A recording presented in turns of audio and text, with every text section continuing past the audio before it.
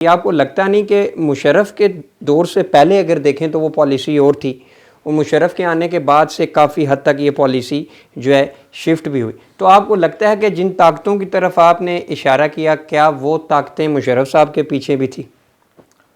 کوئی شک و شبہ نہیں ہے. کیا اسرائیلی جو وزیر اعظم تھا وہ یہ بولتا نہیں تھا، یہ ٹائم میگزین میں اس کا آرٹیکل کوٹ ہوا ہے کہ میں ایک یہودی گھرانے میں پیدا ہوا بچہ کبھی یہ سوچ نہیں سکتا تھا کہ میں ایک مسلمان پرویز مشرف کی لمبی زندگی کی دعا روزانہ رات کو سونے سے پہلے مانگ کے سوں گا. یہ اسے کوٹ کیا ہوا ہے، آرٹیکل ہے اس کا. جی. کیا اس بات کو انکار کیا گیا؟ کیا اس کا ریبٹل آیا؟ نہیں. کیا اس کی طرف سے پرویز مشرف کی طرف سے کوئی جواب آیا؟ پرویز مشرف نے تو ایک غلط یو ٹرن پالیسی لی، افغانستان کے اندر بھی بیڑا غرق کرایا، پاکستانی فوج کو پھنسایا، ہمارے جوان بچے مروا دیے، شہید کروا دیے. آج تک جو ہے وہ اسی کی کنٹینیوٹی ہے. دہشت گردی کی جنگ کو جو ہے وہ یہاں مسلط کر کے گھسیٹ کے لے کے آ گئے، اور اپنے پڑوسی جو کہ قائد کے فارمولے پہ ہم چل رہے تھے، اور آج تک ہم نے کبھی 9/11 سے پہلے ایک سپاہی نہیں لگایا تھا. آج ہماری 2,02,000 فوج وہاں تعین ہے. بالکل.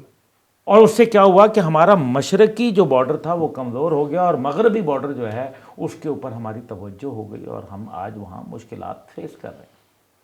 تو پرویز مشرف کا تو یہ تو بہت بڑا، اور سب سے بڑھ کر اس کا گناہ یہ ہے اس نے کشمیر کے اوپر باڑ لگوا دی. جی. جو کارگل کی جنگ کے بعد آپ نے بات، بھائی آپ تو کہتے اسمبلی سے قانون پاس کرا دیتے کہ ہمارا تو یہ لائن آف کنٹرول ہے نا، یعنی کہ جو آدمی لائن پہ ہے، اور چائنا نے تو یہی کیا نا لداخ پہ. وہ لائن آف ایکچوئل کنٹرول کی بات کرتے ہیں، وہ کہتے ہیں نہیں ہم تو اس پہ جائیں گے. تو نتیجہ یہ نکلتا ہے کہ چین تو وہ کر رہا ہے. ہم نے کیا کیا کہ 27 کلومیٹر جو ہم اندر گھس گئے، ہم واپس آئے اور ہم نے وہاں باڑ لگا دی، ان کو لگانے کی اجازت دے دی. اب تو پوری جنگ، اور اچھا جنگوں سے بھاگنے والے لوگ جو ہوتے ہیں نا، جنگیں ان کے قریب آ جایا کرتی ہیں، جنگوں سے بھاگتے نہیں ہیں. جبکہ اس کے مقابلے میں دوست، میں نے صدیاں آپ کو یہ بتائیں، اس کے مقابلے میں امریکہ جس دن سے مہرد وجود میں آیا ہے، ایک دن اس نے کیا جنگ بند کی ہے؟ دنیا کے کہیں نہ کہیں جگہ کے جی. اسرائیل نے جنگ بند کی ہے. جی. نہیں. تو جنگوں سے وہ مضبوط ہوئے یا کمزور ہوئے؟ یہ بتائیے. مضبوط ہوئے. تو سورہ نساء آیت نمبر 75 کو کہاں رکھیں؟ تو پرویز مشرف کی جو پالیسی تھی، کیا اس کو امریکہ کی سپورٹ نہیں تھی؟ کیا یہ حقیقت نہیں ہے؟ کیا شوکت عزیز یہاں کس لیے آئے تھے؟ جی. ہمارا معاشی عدم استحکام اور ہمارے بنیادی اصول تھے کہ چادر دیکھ کے پیر پھیلانا چاہیے، ہم نے یہاں لیزنگ شروع کر دی ہے. ہم نے جو ہے وہ گاڑیوں پہ گاڑیاں، جو جن کے پاس سائیکل کی حیثیت نہیں تھی وہ 2D کے اوپر پھر رہے تھے. نتیجہ یہ ہوا کہ ہمارا بینکنگ سسٹم جو ہے اس کے اوپر زور آیا. ہم نے اللہ کے خلاف نعوذ باللہ جنگ کے مرتکب ہوئے، ہم سودی نظام پہ چلتے رہے. ریاست مدینہ کا نعرہ مارنے والوں میں اتنا بھی نہیں ہوا کہ سود کے خلاف بل لے آتے. جی. پاس ہوتا نہ ہوتا اور بات تھی، پیش تو کرتے. تو کیسی مدینہ کی ریاست ہو سکتی ہے جو سود جو ہے وہ لے رہی ہو اور اللہ کے خلاف نعوذ باللہ جنگ میں ہو، حالت جنگ میں ہو؟ اور باقی حکومتیں، میں تو پی ڈی ایم اور باقی لوگوں کے تو پر بات کرنا ہی اپنا وقت کا ضیاع سمجھتا ہوں. ان کو اللہ نے اتنے مواقع دیے، علیحدہ علیحدہ بھی دیے، مشترکہ بھی دیے، بیڑا غرق کر کے رکھ دیا.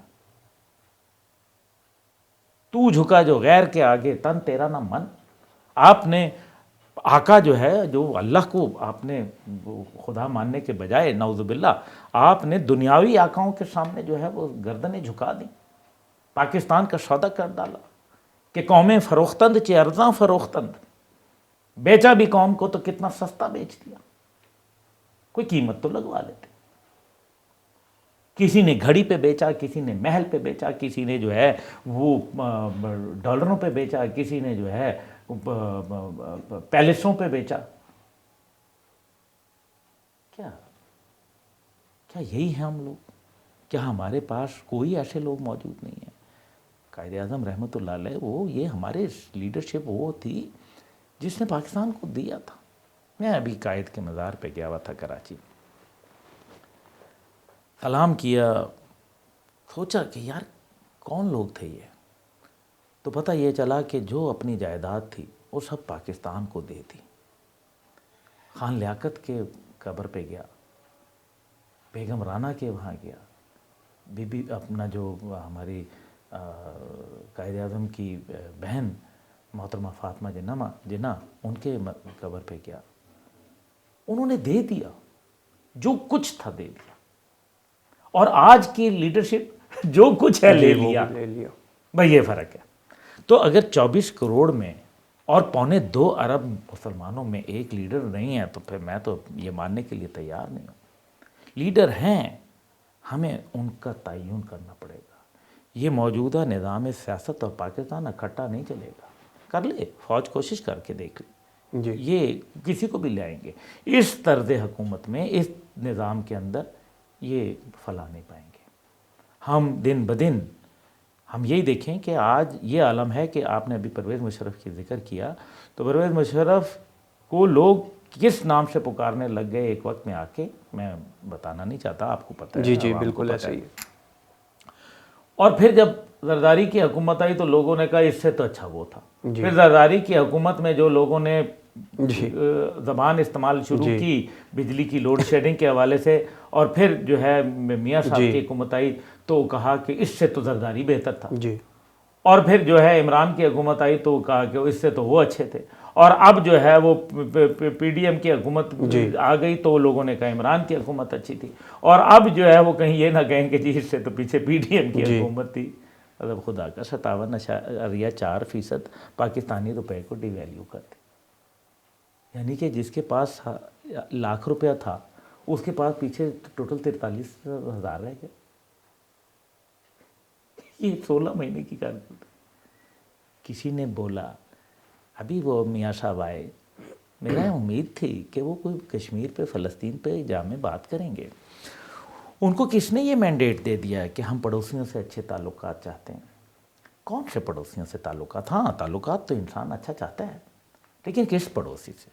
ایک ایسا پڑوسی جس نے ابھی حالیہ اپنے جو اسمبلی کی بلڈنگ کے افتتاح کے اوپر جہاں پورا ہون کرایا گیا، مودی جو ہے وہ بیٹھ کے پورا اس نے اپنی مذہبی رسومات ادا کی، اور اس کے جو اسمبلی میں نقشہ لگایا گیا اس میں اکھنڈ بھارت پاکستان کو بھی شامل کر لیا گیا. کشمیر کو تو چھوڑ ہی نہیں.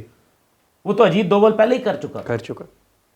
تو مجھے بتائیں، آپ ان کے ساتھ جو ہے جن کے عزائم بڑے برملا اور دو ٹوک ہیں، آپ ان کے ساتھ جو ہے وہ اچھے تعلقات چاہتے ہیں؟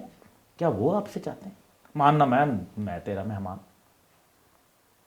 اسرائیل کے حوالے سے بات کرنی چاہیے تھی، لیکن ظاہر ہے وہ آئے ہیں اور برطانیہ سے آئے ہیں.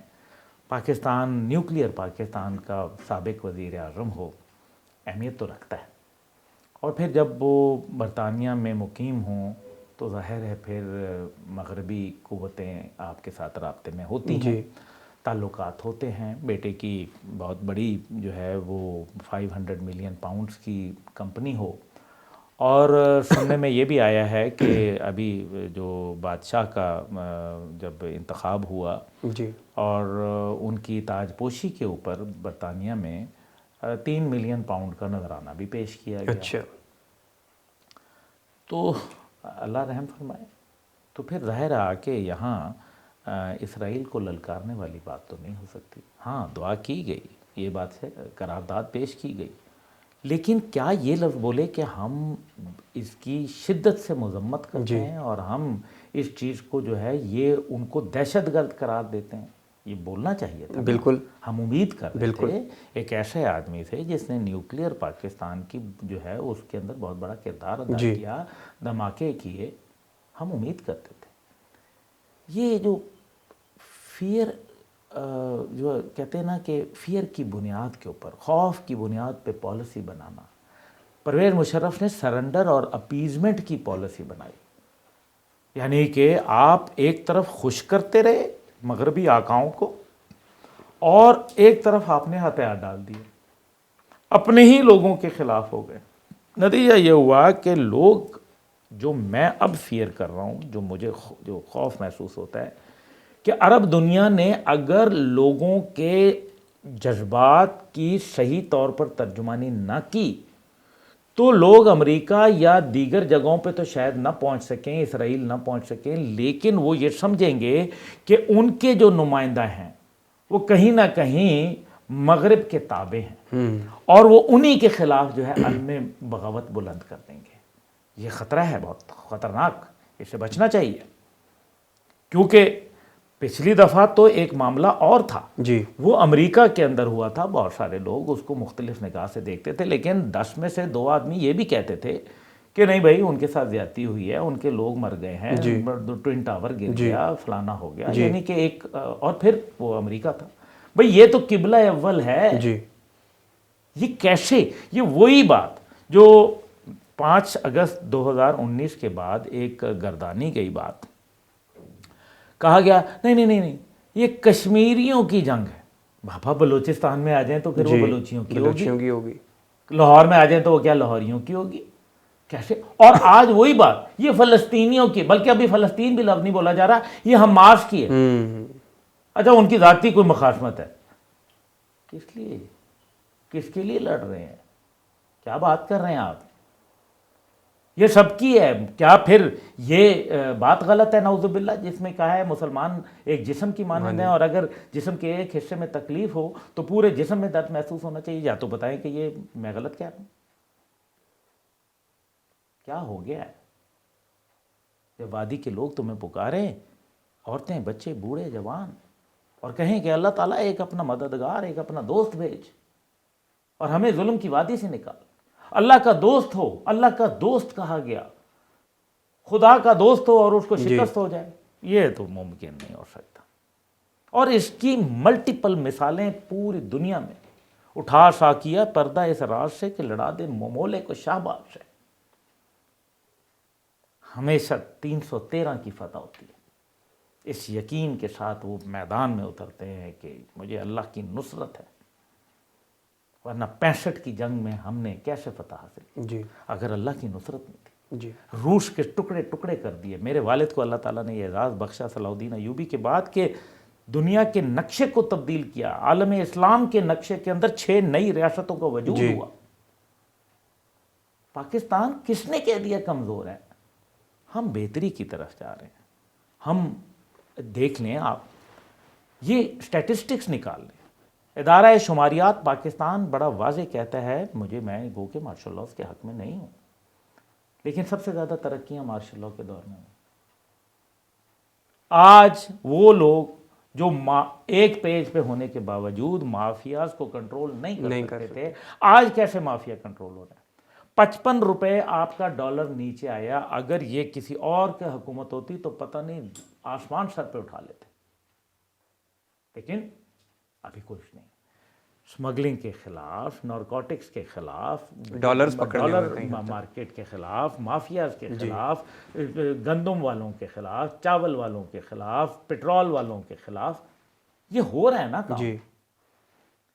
میں یہ بھی کہوں گا جنرل عاصم منیر صاحب، آپ حافظ قرآن ہیں، آپ سے زیادہ کون قرآن کا فہم رکھتا ہے؟ یہ وقت ہے عالم اسلام کو لیڈ کریں۔ آج آپ جیسے ایک بہادر شخص کی ضرورت ہے۔ آپ نے اپنے بہادری متعدد دفعہ منوائی ہے، آج قوم آپ سے امید کرتی ہے۔ میں آپ کو یقین دلانا چاہتا ہوں بحیثیت چیئرمین جوانان پاکستان و کشمیر کے، کہ پورے پاکستان جو ہے وہ آپ کی جو ہے آپ کے ساتھ کھڑا ہو جائے گا، آپ کا صف اول کا مجاہد بن جائے گا۔ آپ مضبوط، جامع، حکمت عملی ایک پالیسی کی وضاحت کریں۔ نیوکلیئر کنٹری کے آپ ایک حافظ قرآن، پہلے حافظ قرآن آرمی چیف آئے ہیں، یقین مانیں یہ قوم آپ کو مایوس نہیں کرے گی۔ لیکن اگر ہم نے اس میں کوئی لچک دکھائی، کمزوری دکھائی، تو پھر ہمیں جو ہے تاریخ معاف نہیں کرے گی۔